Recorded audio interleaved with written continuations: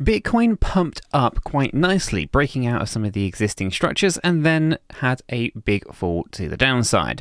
In this video, we're going to be jumping down into the technical analysis on BTC, reviewing what's been going on with this price action and where I think things are going to be heading next. Now, as I get into the video, if you find it useful and informative, do smash that like button. I'd appreciate that. If you are new to the channel, subscribe. You can always unsubscribe later. And if you haven't joined us in Discord, what are you waiting for? Check it out. The link is in the description below. It's the first place we go to notify you of everything that's going on in the crypto space. So why not keep a finger on the pulse of crypto by joining us down in Discord? And let's just jump right down into this one and keep it nice and brief and to the point. So here we have BTC paired up with USDT using the Bitget spot exchange on the 1 hour time frame. Now, if you haven't yet signed up to Bitget, guys, what are you waiting for? Check it out. The affiliate link is in the description down below. You can get up to $8,000 of rewards and sign up bonuses, depending on how much you deposit to the platform and how much you trade. Above and beyond these things, that you can take advantage of our trading competition that we hold down in our Discord server. This is nothing to do, it's not affiliated with, I should say, Bitget or YouTube or anything like that. It's just something that we do to try to make a little bit more fun and engaging down in a Discord server if you are into trading. So if that is the case, why not check that out? But above and beyond these things, these are quite basic. I just think it's important that we have access to as many different exchanges as possible. Sometimes your favorite exchanges might not be around or might not be accessible during bullish markets. No, it's always great to have a backup. Personally, Bitget is my go-to platform. It is my new favorite platform out there. And I use it for pretty much 90 to 95% of all my spot trades and about 100%. In fact, yeah, all of my leverage trades are done here on Bitget as well. It's a fantastic platform. It's got good cheap fees. I think it's worth checking out if you haven't done so already. And that is why I kind of use the Bitget exchange on some of the analysis here, because I use it so much. It's good to know what the prices and the structures are like on the Bitget exchange. So when we start to review the price action here then, let's go take a look. We saw a big move to the upside on BTC here. And as I was saying yesterday, it really wasn't backed up by volume. Okay, there's 5% move on Bitcoin. If we come into this little area down here, we throw the volumes in, you can see if I zoom out of this thing, it really just isn't a lot of volume going on as we pushed on up here. We had a little bit of volume to the upside within this little small time period here. In fact, actually most of that volume that was increasing whilst we were heading to the downside. As soon as we reached the bottom here, there was basically just one little bit of volume pushing to the upside, then volumes just dropped right the way back down again. So it wasn't looking overly too strong. In fact, I think it's probably even easier to see it on this chart here. If I zoom out of this one, you can kind of see that the volumes just haven't really been where they need to be. And if I take a look at it on the daily time frame, it's even more clear. Let me bring this here. When you can see here that on this daily time frame, the volumes are just really non-existent. And so we have to kind of consider what this means. Essentially, that there is lack of demand and interest in BTC at the moment. So that's an important thing to just kind of note. Now, if I bring this back to our stochastic RSI, I'll bring this back into the structures here, you can see that we started to move up. We found resistance on the 50 EMA and we've pulled back down. I suspect we are going to break above the 50 EMA and above the 200 EMA briefly here, which happens to be just on the top side of equilibrium. Equilibrium essentially is a 50% move, if you were to think of it as a Fibonacci sequencing, between the low and this local high. The local low and the local high, 50% equilibrium. Okay, that's essentially what it is.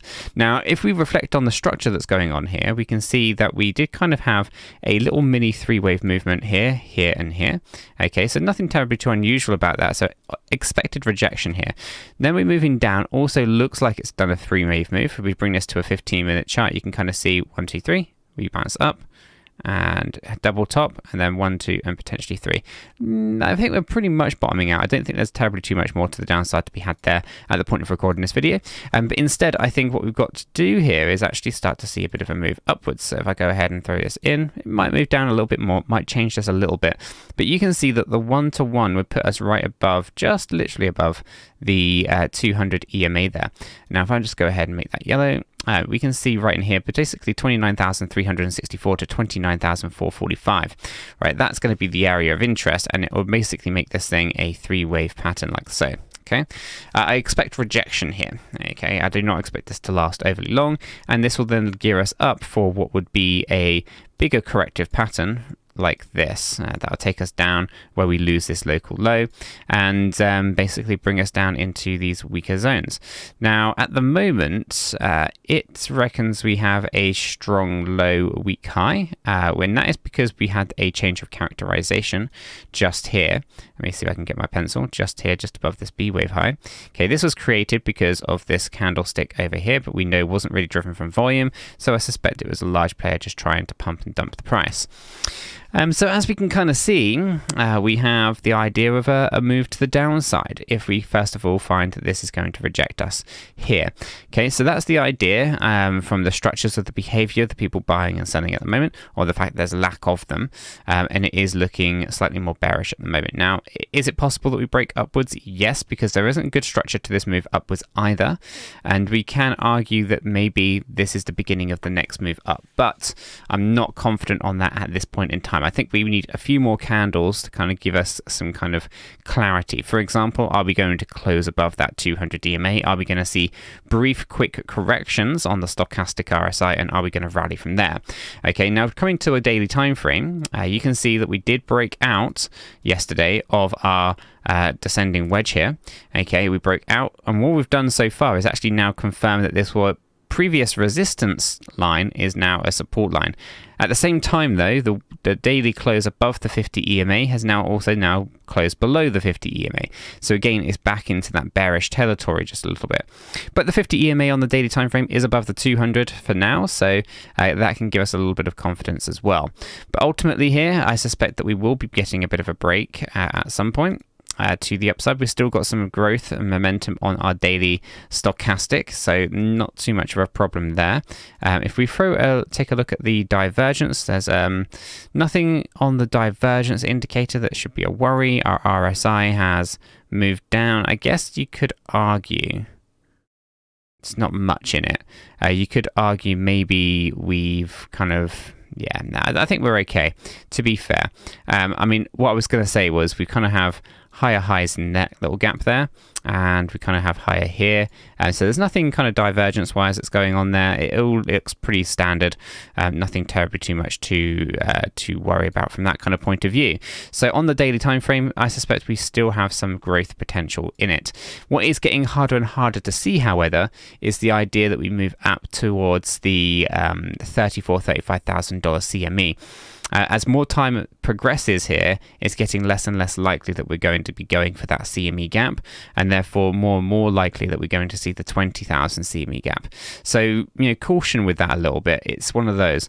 We still are midway through on our curved lines here. Let me just zoom out so you guys can see. All the peaks and all the lows of Bitcoin here are paired up with USD. You can see that this bear market low hasn't touched on any of these, even including this run to the upside. So for the most part, we suspect that there's still deep price action potential here for BTC. As much as I want this to kind of go upwards, we have to be cautious here. And again, we can, of course, try to adjust this and try to make it fit differently if we wanted to. For example, I can adjust this over here, for example, like that, and pull that in here, and it means that we're just kind of coiling up, and it could mean that we're there, right? There's many different ways that we can draw this, and that's why it's trend lines and things like that are subjective to the person who is drawing them, right? However you decide to connect dots, essentially. This looks like the most logical one to me, but that's just me. I want to keep this distance between the peak and the low consistent.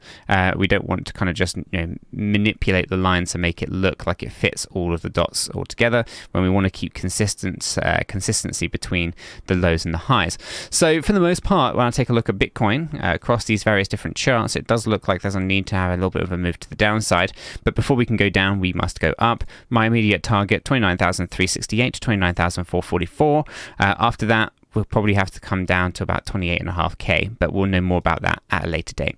Guys, I think I'm going to leave the video right there, but if you are looking for a little bit more from the crypto space, then why not go ahead and check out membership.𝗕𝗘𝗪𝗀𝗧𝗏.io. The website is our new membership platform, linked in the description down below. You can take advantage of a 7-day free trial, so you've got absolutely nothing to lose, and test out some of the things that we do for our members, and there's a lot of different benefits across a few different packages. So why not check out what might work best for you, and what have you got to lose at the end of the day? It's a 7-day free trial. Check it out. Link is in the description below. Until the next one though, guys, have a fantastic day. We are not financial advisors, and none of what we have communicated verbally or in writing here should be considered as financial advice. It is not. Do your own research before investing in any digital asset or affiliate offers, and understand that investing in any crypto is risky. If you do, you need to be prepared to lose your entire investment. This video is for information and entertainment purposes only. All our videos are strictly personal opinions. Please make sure you do your own research and never take our opinions for financial guidance. There are multiple strategies, and not all strategies fit all people. Our videos are not financial advice.